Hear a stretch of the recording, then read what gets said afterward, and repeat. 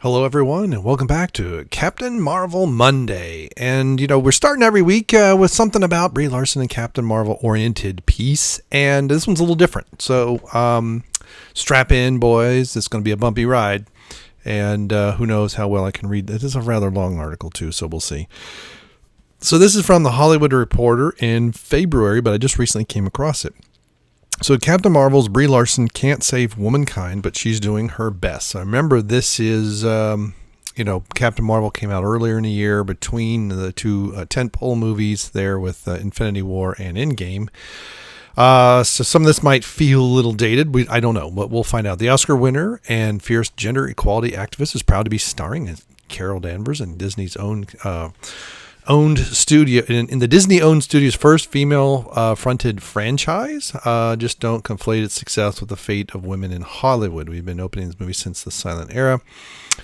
I would say things like the tit for tat type stuff that women have to put up with. Although many men had to do the same thing, especially young men, and the casting couch, things like that. I get it. So let's see where they go. In a bright and airy dance studio on an austere stretch of Melrose Avenue in late January, Brie Larson is mid-spin, her face a mask of concentration, the faintest glow of perspiration on her brow, and a dance as in life.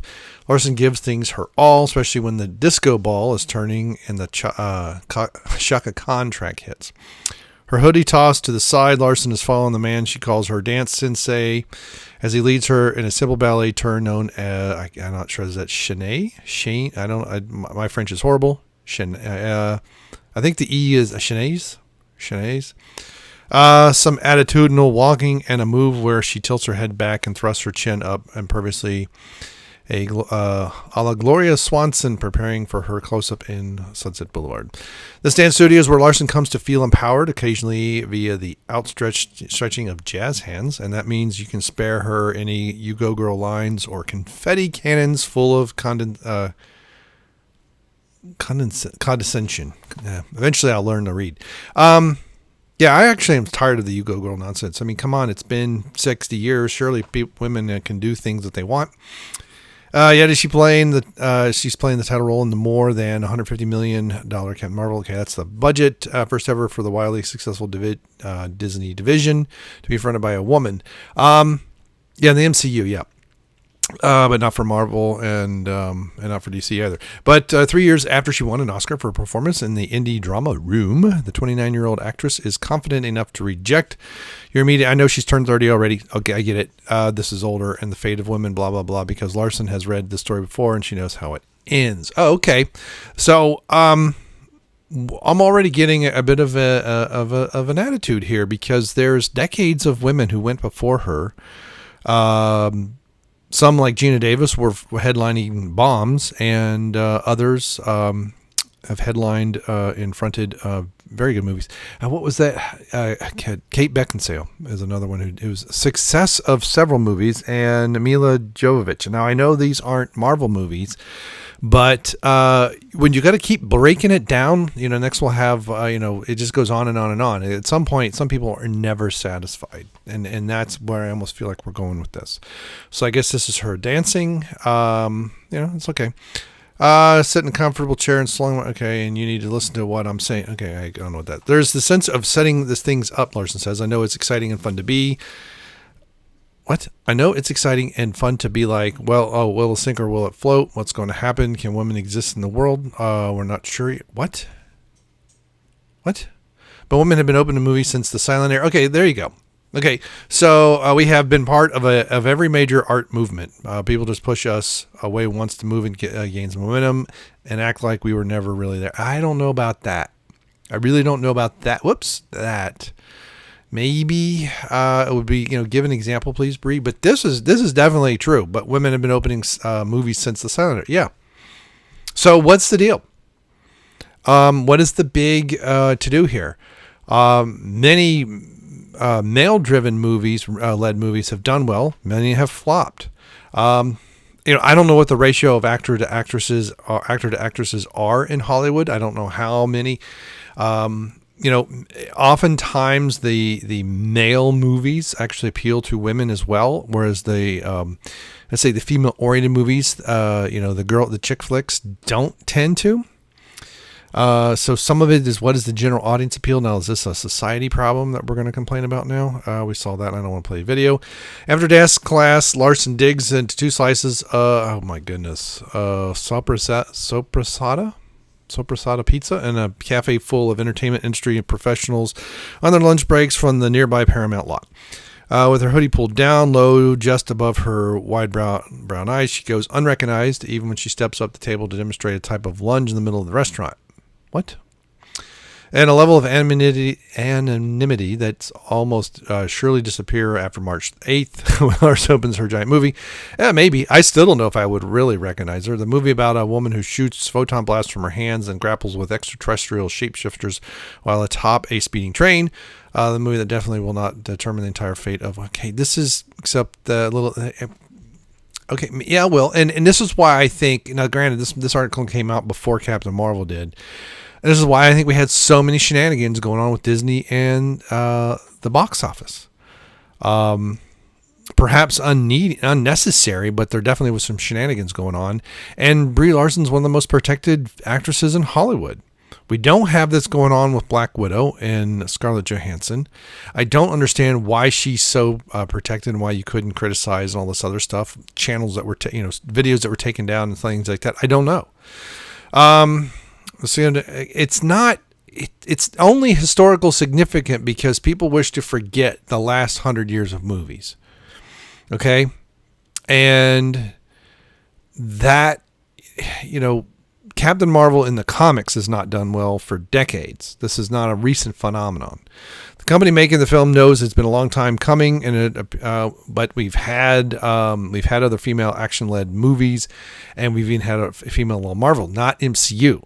So, Elektra failed for various reasons. I think it was very poorly written, and I feel like when I watched it that. And this is just my assessment of Jennifer Garner. I think she had let a lot of the press go to her head, and she was a bit of a diva while they were making it. Because the character was much better in Daredevil, which wasn't a great movie either. But I don't know what they did for, I don't know. They were too full of themselves. And I think this is why we have some shenanigans that went on with Captain Marvel to make sure it didn't fail. A lot of men in that initial run of Avengers, yeah.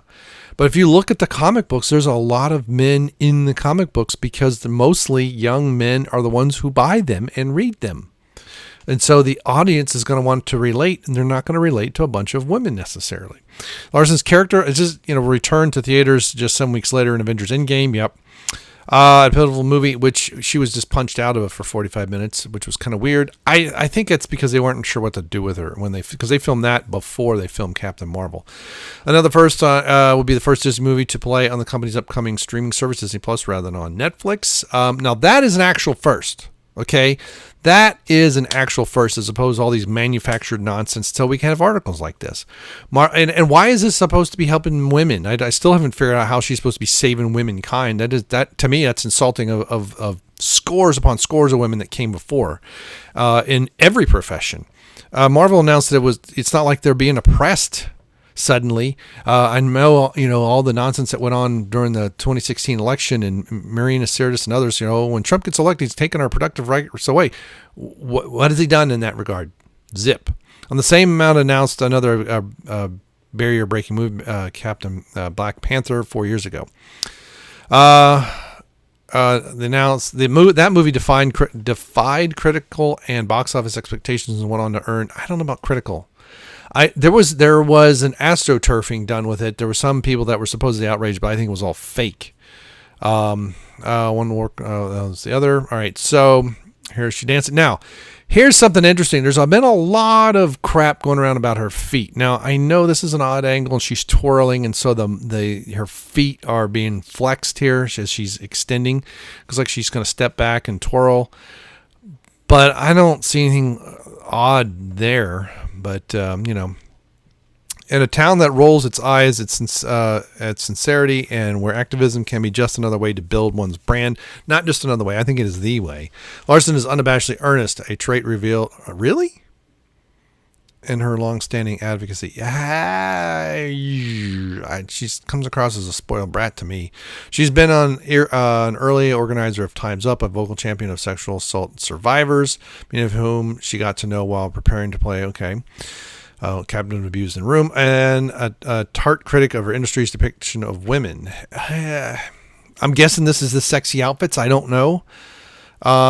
Women dress like that in real society, Brie. Okay, just go to any party and you'll see women. And I remember years ago there was a BBC documentary. It was on human sexuality and things like that, and they did several experiments at, most of these were nightclub type places, dance clubs, that type of thing. And what was interesting is how many women were, the vast majority of women who dressed in a, let's say not scandalous is not right, it's sexually alluring, we'll say. Okay, we're not talking around naked. We're not talking, about porn star type stuff or strippers or anything, but they dressed a little bit more sexy, a little makeup. Maybe the skirt was a little shorter, maybe, that thing. How often they were within a few days or inside of ovulation, because they took swabs and stuff, samples of what was going on. And so a lot of this is just genetics. This is just nature. Okay. But, well, I don't know what depiction. Okay, Captain America is the most logical and populist extension of her advocacy. I don't know about populist. Captain America has not been doing well, at least as far as blockbusters go. The very nature of this film means that I'm having conversations that I'd like to have about what it means to be a woman. You're given Mary Sue powers, and you're able to just beat up everybody. That's not what it means to be a woman. What strength looks like, what strength looks like is Princess Leia. The complexities of the female experience, female representation. They act like have you not heard, go back to the 70s and look at the Equal Rights Amendment, and the those movements of the late 60s and early 70s. It's like they act like none of this has ever happened before. This is all retread upon retread upon retread of ground. And, get your head out of your butts and look and see what has come before you. Captain Marvel is the embodiment of ideas Larson has been ruminating on since she was an awkward high school. Really? Youngster living in a studio in the Oakwood apartments in Burbank, envisioning a future of herself that would be some mixture of Indiana Jones and the Spice Girls. Neither of which she's done. She didn't have much of a singing career, and she shit ain't Indiana Jones. It's a two-parent guy who were divorced when she was 7. Larson carries herself with a big sister mime of someone who started playing an adult role in home early. Okay, broken home. Okay, that does have an effect on children, especially around 7. When talking about herself, the actress can be guarded and somewhat studied. Sharing anecdotes and remarks that also pop up in other profiles of her. Like the story about how acting taught her how to be a person, how you make eye contact, how you connect with your feelings. Okay. Larson's whole face relaxes, however, when she's the one asking the questions, the format of the interview. It's just, see, now this, I think, granted, this is months before she was on, was it Late Night with Jimmy Kimmel? She substituted. I forget what show it was, but she looked like she was having a really good time. And because she's in control, basically, but that's not only part of it. Now, this gets into finally out of, eventually releasing her one and only album about the trials and triumphs of teendom. Yeah, and I've heard parts, it's horrible. She doesn't sing very well. I think she acts better. And then Skull Island, a role that critics have said underutilized her. Now, I've not seen Kong Skull Island. People said she was actually pretty good in it. It's a supporting role, and it's not odd if they underutilize someone that's typical of a supporting role in a film like that. But the only time I see it not happen is when someone's actually a star, but they decide to do a supporting role in someone else's project, maybe to help someone out, something like that. And who's she meeting? I don't even know. This article's way too long. His filling name is Carol Danvers. Okay, we know about Carol. First introduced in 1968, predominantly as a love interest for the male Captain Marvel. Carol Danvers involved to become one of Marvel's earliest feminists and rebooted. I'll bet one whose midriff was exposed and they Miss Marvel. Yes, because that is the nature of comic books. Look at the guys in those. Okay. I don't know if there's a dozen men on the planet that look like Batman and Superman from the comics, or any of these guys. Are huge. They got tiny, tiny waists, huge shoulders. Okay, we're talking these guys would be 310 pounds with somehow with a 32-inch waist. Yeah, that's not going to happen. Film written and directed by. Okay, so this is getting on to the Captain Marvel. Envisioned the character in 2012 as a female Chuck Yeager. Cocky edge and humor. This isn't going to happen. Okay. There's the only things that you're going to have anything close to what Chuck Yeager was doing in 2012 is on the Extreme Flight crew. They're the ones still flying. Maybe the SR-71 was still, I think it was still flying it for NASA. There's the much rumored Aurora project, that type of stuff. The Scram Ram, Mach 3.5 cruise speed, and can go faster. That's it.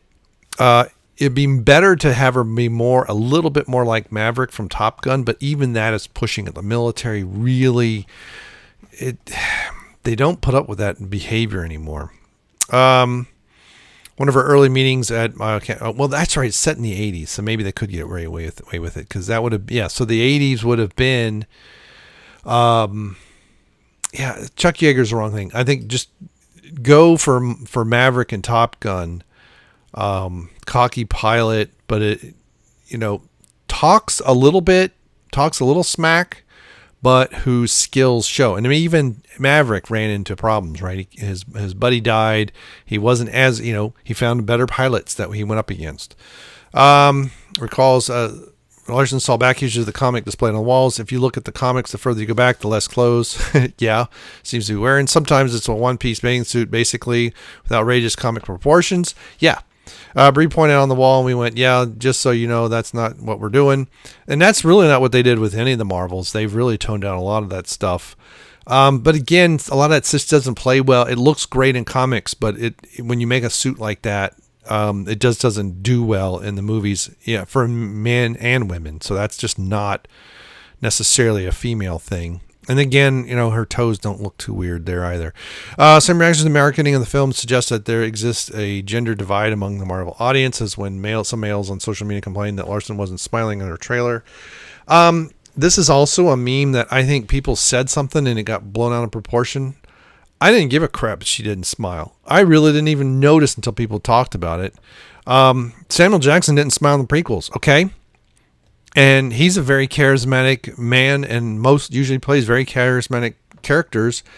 I thought he looked like he was bored. I posted an Instagram story that featured Marvel posters of male heroes with a kind of grins photoshopped onto their faces. Again, I think this is more astroturfing. In the summer 2017, she had been cast before Marvel began shooting. Larson went to see another superhero movie, DC's Wonder Woman theater, and found herself sobbing. As a kid, I wanted to be an adventurer. I wanted to be a smartass. I wanted to be okay.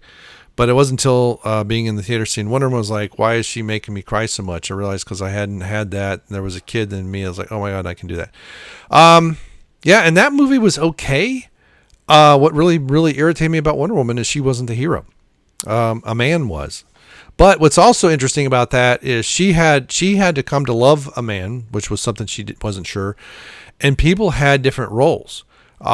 Steve, he stole the plans and then he had a semi-useless characters that followed him into France, but, there was a give and take back and forth here. And it wasn't just, white man bad, which was unfortunately what they essentially did with Captain Marvel. I guess this is her doing something. I don't know. Larson's preparation for the stunt-heavy role involved an intense 4-hour daily gym, which I've actually covered. Deadlifting 445 pounds, hip thrusting 400, and pushing Walsh's Jeep up a hill. She's she's actually a little bit more than half my age, but 225 pounds actually isn't bad for someone of her stature. I'd actually like to see that, because I highly doubt she can hip thrust 400 pounds properly. The days when intensity in the training reduced her to tears, and days she got irritated by the men at Walsh Gym who doubted her strength. This guy watched me lift something really heavy and went, wow, I can't even lift that, as if it was the epitome of health, as if he were the epitome of health. See, that's in tone. Because if he says it, wow, I can't even lift that, that's your interpretation is wrong, Brie. This is why I say she's so full of herself. Says, I guess you're going to have to rethink your gender norms. He didn't say, wow, that's really heavy for a girl. So he didn't assume any in this comment, and you assumed it for him, Brie Larson. That is not being very that's what's the word? I'm not nice. It's not the word I'm looking for. It's not being very considerate, and that's also not listening to what people are saying. That's assuming what they're saying because it was made by a man, and that is sexist. Brie Larson. Brie says weight training was a transformative emotionally as it was physically. Yep, it can be, especially when you're doing that kind of, especially every day. If I could just get to the gym every day, man. I mean, I get really grumpy when I can't work out. Partly because it happened to coincide with the early days of the Time's Up movement in which she was deeply involved. All right, let's just keep going. In the fall of 2017, the weeks after the first Weinstein stories broke, Larson and her family, times about workplace concerns from issues like pay equality. That is not going to happen, okay, until a female-led movie truly makes the same amount. You know, she got paid more for her first movie than Robert Downey Jr. did for his first movie. When it comes to pay, as you know, okay, right there. Best be part of the deal that best what Robert Downey Jr. made his first outing as Iron Man, and Chadwick Boseman made as Black Panther. Issue, she said, mics herself in her trailer and advised her female friends to she now what discomfort of a sound man reaching inside your bra to pen a microphone. Oh, okay. Yeah, fine. Well, it still is up to a solid amount of time. Cites the recent 4% challenge, a Time's Up initiative launched January, calling on actors, producers to commit to announcing a project with a female director in the next 4. Okay, again, this is pandering at this point. Okay, this is, hey, we don't like your business practices and you better change. Go make your own freaking movies, okay? And when you do well, and if they're all made by women, no one will give a crap. That's the thing that really, really bugs me the most about this is if the movie's made well. I mean, Big is one of the best movies ever made. And I don't know, I bet you if you polled 100 people, maybe 3 people would know it was directed by a woman. Maybe 3. Because no one cares. It's very rare. Most movies I see, I don't even know who makes them. So it's, obviously Lucas and Spielberg and Zemeckis are some of the big names, and J.J. Abrams, who sucks balls. But most of the time I don't even remember. Sponsor Challenge just announced 40% of the upcoming slate to be. And why does this matter? Does it make it better if it's directed by a woman? Is it a good movie or not? That's all that should matter. So this is pandering and this is sexism. This is not equality. This is sexism in disguise. Because equally, people would just say it's a good movie or it's a great movie, and no one cares that if it's a man or a woman or something in between that made it. They only care that it was good and they liked it and they want to see it again. That's meritocracy, and that's the only thing that should matter. Though it's easy to forget, an era of social media and extreme political polarization brought to us by the left. There was a time when a movie star opening a giant 4-quadrant film was expected to smile through a press tour and not say anything that might offend ticket buyers. Yeah, maybe. Larson, however, was not shied from. It says, and am I saying hate? No, I'm not. Yes, actually, you did. But it's okay. I'll let you walk it back because your handlers probably got the better of you. Larson said in a ballroom full of journalists, according to Feige, Larson advocated behind the scenes to ensure that the junket for Marvel included female journalists of color. Okay. And this was probably pandering, and then there was a petition to have her replaced in Captain Marvel by a gay woman of color. Okay, so how did that work out for you, Brie? At the Oscars in 2017, she opted not to clap for Best Actor winner Casey Affleck when presenting him with his award, a decision that many read as Larson's rebuke of the actor. Who had settled a pair of sexual harassment lawsuits. I won't talk about it. It's not my story. Yes, but see, you made it about you because you didn't clap. You could have just, you don't know. So you're assuming that he got away with something. Okay. Which maybe he did. But if you don't know the specifics of the case and you don't know how guilty he is or isn't, then your decision to not clap makes you the center. This woman is so narcissistic. It's insufferable. What's not your story? Why you didn't clap. You hear stories of these old Hollywood heads trying to control everything. As far as I can tell, it always blows up in their faces. No. Well, Feige says to sand down her edges, but see, that controversy is what they wanted in this. Okay, they didn't choose her because of her acting abilities. All right, so now we have a picture of Larson and I have no idea what. At the same Oscars where Affleck won, Larson was at the center of another memorable moment. She wrapped her Best Actress winner, Emma Stone, in a long, emotional hug backstage. It was so dramatic, distractingly intimate at PricewaterhouseCoopers accountant tweeting about the exchange mixed up his envelopes. Okay. Whatever. I hated being alone at the moment. Okay. Female friendship was one of the core themes of Captain Marvel, which traces to Carol Danvers. Yeah, and yet they have to make a beautiful black woman look very dowdy something. They really dress her down, her co-star. Female friend characterizes her as a kind of tribe leader. Hopefully I'm getting to the end of this. So far, I haven't gotten to the point in this article, perhaps because of the dramatic roles she has played in movies like The Room, The Glass Castle, and Short Term 12. Almost ultra serious. No, I see her as ultra narcissistic. She always has to make it about her. This is why I like the stuff that I've also covered with her and her friends, which it's her more candid, and I think that's the real Brie. Singing anything Dick's check. Okay, whatever. I don't know. 2002. It's clearly the side of Larson that shaped the comic tone of her bi-directional debut, Unicorn Store. And I've had multiple women who've watched this movie think it's absolutely horrible. I haven't watched it. I'm not interested. So the problem is it's not really geared toward me. Plus, I'm not interested. So it would be, in my view, very difficult for me to be, fair when I judged it. The comedy, which features also stars as Willy Wonka-esque purveyor of fantasy, garnered mixed reviews on Toronto, with one male critic dismissing the world's girliest movie. Maybe it is. I don't think it did well. To be free to young people in particular. Okay, so if you wanted the Unicorn Store to be free, did you do it for free? Were you paid for that? Female-focused production company, 51 Entertainment. Okay, it was first movie made under the best. Okay.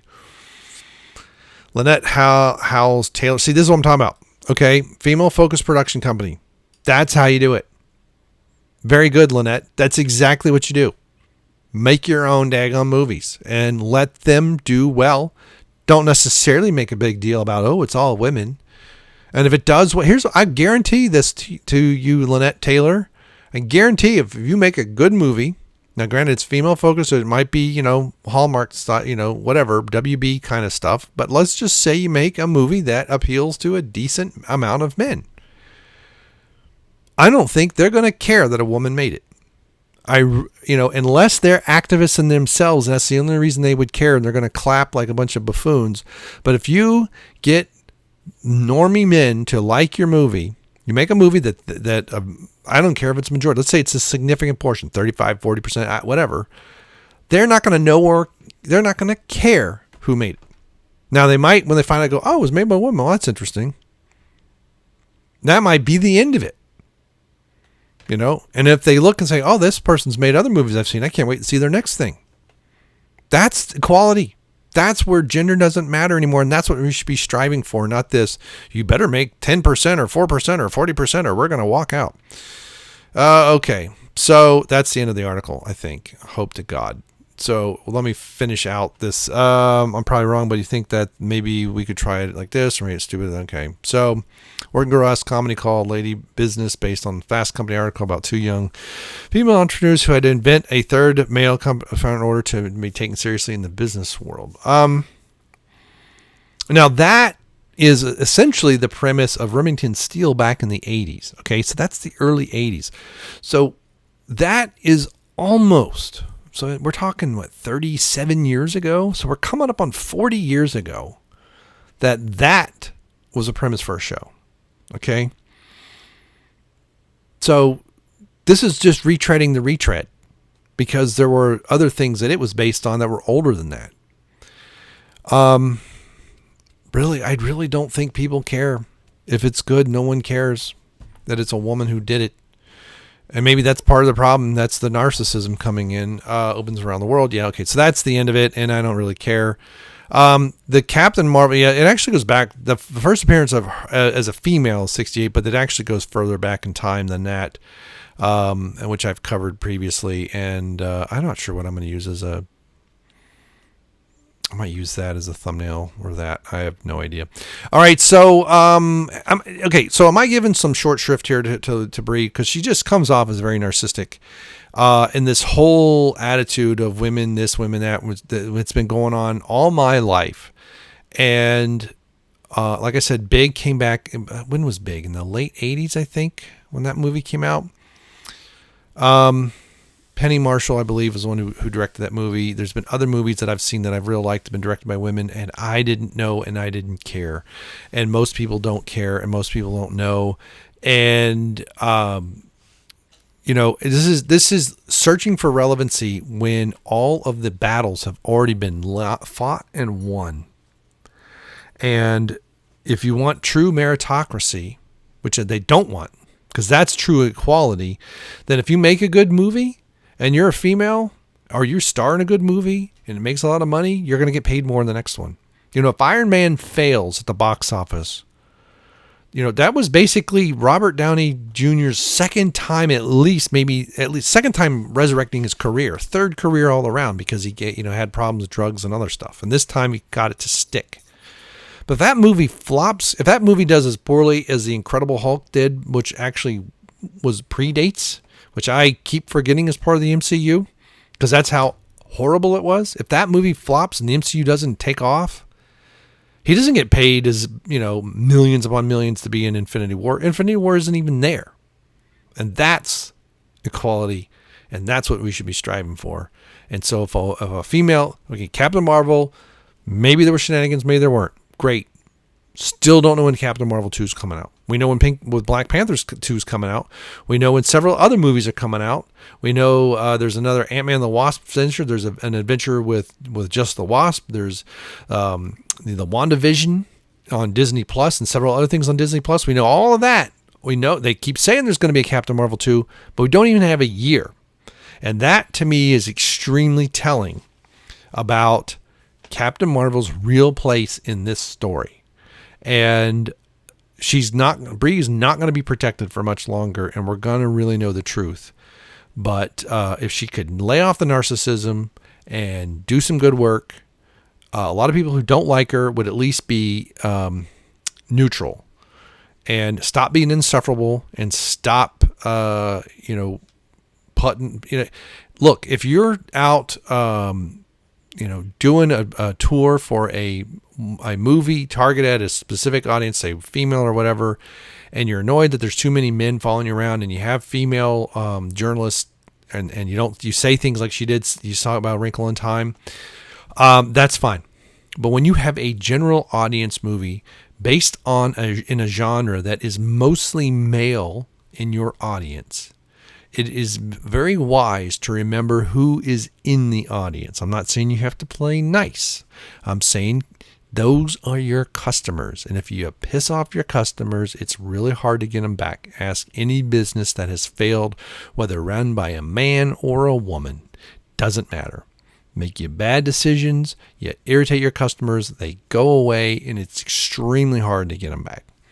So that's my 2 cents and my take on this.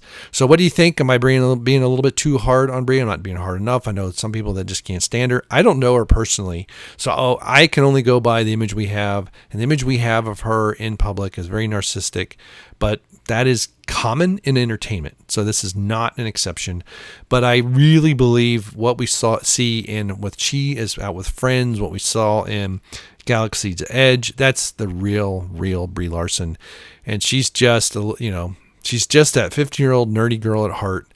And fine, be that with all of your might, be that with all your strength, and let that just shine and be authentic. See you next time. Goodbye. So, yeah, this is going to be interesting. There were a lot of people that just poo-pooed this article, and although it's from earlier in the year, but I just recently found it. So, all right, let's see what we got. 3, 2, 1.